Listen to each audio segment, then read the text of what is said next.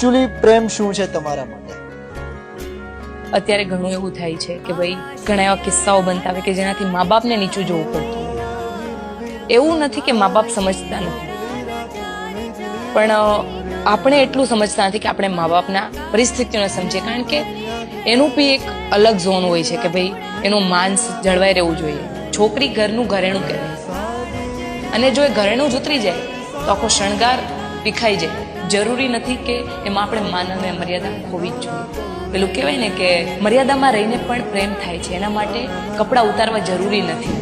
પ્રેમ થવું બહુ જરૂરી છે. તમે એ પ્રેમમાં આધીન આવીને તમે એવું કંઈ ન કરી બેસો કે જેનાથી તમે તમારું ફેમિલી ખોઈ બેસો, તમે તમારા ફ્રેન્ડ્સ ખોઈ બેસો. કેવા પ્રેમની એક્સપેક્ટેશન રાખો છો? મારી એવી કોઈ એક્સપેક્ટેશન નથી કે ભાઈ મને આ જ જોઈએ છે, મને આ જ જોઈએ છે. પણ બસ મને સાચવી લે, મારા ફેમિલીને સાચવી લે. મને જેટલું માન આપે છે એટલું મારા પરિવારને આપે, બસ.